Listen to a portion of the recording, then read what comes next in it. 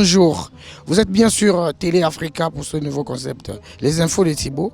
Nous sommes bel et bien à l'Assemblée nationale, là où je viens pour rencontrer le député Geoffrey Fombila, pour aborder avec lui les sujets qui font l'actualité actuellement dans notre pays. C'est bien sûr les élections présidentielles de 2025 qui démarrent d'ici là, qui vont prendre fin le 12. Maintenant, pour cela, on est venu poser quelques questions aux députés par rapport aux questions qui chauffent.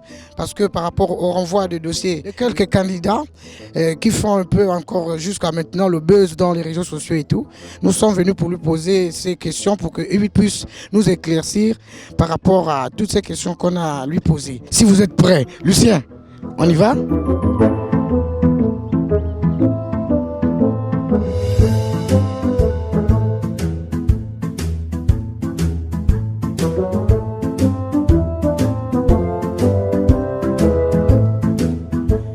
Voilà, là on est chez le député de la transition. Là on va aller à son bureau pour qu'il nous reçoive, comme je vous le disais tout à l'heure. Bonjour monsieur le député, comment tu vas? Ça va bien? C'est bon. Ça va bien? Ouais, ça va. Merci beaucoup. Merci de nous recevoir chez toi encore, une fois de plus. Ok, d'accord, merci. Comment allez-vous monsieur le député? Ça va bien, par la grâce de Dieu, ça va. Ok, si je le pose, c'est parce que vous savez très bien que vous êtes député depuis aujourd'hui, je peux dire un an, 18 mois. 18 mois, voilà. Donc, c'est censé que vous travaillez beaucoup, sûrement, vraiment, avec toutes ces responsabilités que vous avez. Et en plus de ça, les élections qui se pointent à l'horizon, ça fait vraiment en sorte que vous avez beaucoup de travail. Énormément de travail parce que, comme vous le savez, on ne peut pas parler des élections s'il n'y a pas de loi. Et les lois commencent à être prises ici à l'Assemblée. La première des lois, c'est la mère des lois, la Constitution qu'on a récemment adoptée, examinée, qui a permis à ce qu'on puisse établir de nouveaux critères pour, par exemple, l'élection présidentielle. Les Gabonais disaient on ne veut plus avoir les histoires de doute sur la nationalité des présidents. Bon, vous connaissez ce qui s'est passé. Donc il a fallu qu'on arrive justement à revoir ces critères-là, qu'on arrive à durcir les critères, par exemple, pour être président au Gabon, afin qu'on s'assure que celui qui est président, depuis son grand-père, il est vraiment gabonais. Pour éviter que, bon, ce n'est pas ton cas, Thibaut, mais on peut se retrouver où on lit ton acte de naissance, par exemple, père gabonais, mère gabonaise, mais ce sont des expatriés qui ont acquis la nationalité. Voilà, donc on va éviter un peu tout ça. Voilà, merci beaucoup, monsieur le député. La question suivante. Depuis samedi dernier, le ministère de l'Intérieur a rendu la liste officielle des candidatures. Voilà, donc là, on a constaté qu'il y a eu 4 retenues, 19 qu'on a refoulées. Parce qu'il y a eu des raisons, par exemple, pour l'ancien Monsieur Manganga Moussavou, qui est toujours candidat depuis Kalakala, comme on le sait. Voilà. Donc, lui, c'est par rapport à l'âge. Et à d'autres qui ont suivi, c'est par rapport aux actes de naissance, parce qu'ils n'ont pas présenté les actes de naissance de leur papa ou de leur maman. Et d'autres, c'est parce qu'il n'y a pas eu de mariage, il n'a pas présenté l'acte de naissance de mariage, je crois qu'il n'est pas marié et tout. Bon, et qu'est-ce que vous pouvez nous dire à ce point-là, vraiment? Bon, en fait, ce qu'il faut dire, c'est qu'à la base, ils étaient 33 ou 34 qui ont dit, nous, on veut être président, on veut être président. Mais Thibaut, quand tu dis tu veux être candidat, ce n'est pas pour le buzz. C'est que tu as réuni tous les moyens. Tu as le gain pour la caution, les 30 millions.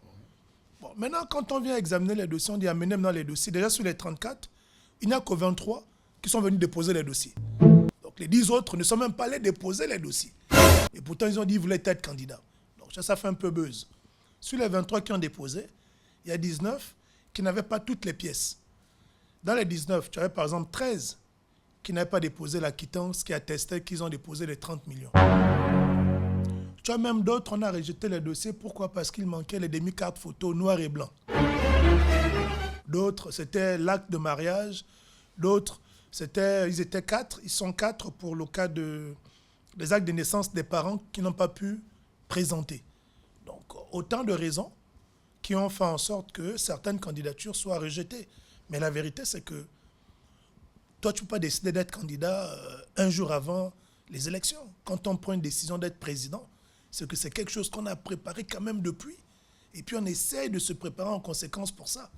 Mais là, on a eu le sentiment que les gens se sont peut-être décidés à la dernière minute, dire que nous aussi, on veut être président, mais sans pourtant se préparer en conséquence. Parce que toi et moi, on est au Gabon ici, mais c'est la première fois qu'on enregistre aussi peu de candidats à une élection présidentielle. C'est la première fois, mais bon, on fait avec. Ok, merci, monsieur le député. Bon, encore une question. Excuse-moi, vraiment, on va jouer avec ça.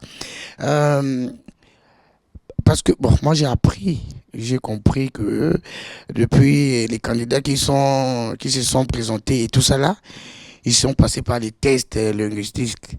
Hein, c'est ça, non? C'est comme ça qu'on prononce ça. Hein? Oui, Ah, en tout cas, tu sais que...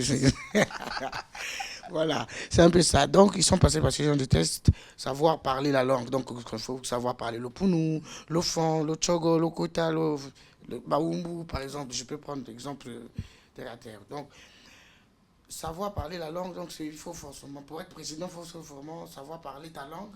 Mais comme tu sais, la loi, elle est votée par le plus grand nombre. C'est le peuple qui a voté la Constitution. On oblige les gens à parler, les candidats à parler la langue. Moi, singulièrement, je ne trouve pas ça pertinent. Pourquoi? Parce que simplement, bon, parler la langue, mais en dehors de ta famille, de ton village, quand tu es président de la République, tu es le président de tout le monde. Tu n'es pas le président de ton village, tu n'es pas le président. Et ce que tu dois être en capacité de parler comme langue, c'est ce qu'on appelle la langue qui est nationale. C'est la langue du travail pour que tout le monde puisse se retrouver. Au Sénégal, ils ont le Wolof, tout le monde se retrouve dans le Wolof. Au Congo, ils ont Lingala, tout le monde se retrouve dans Lingala. Mais au Gabon, on a plus de 50 langues.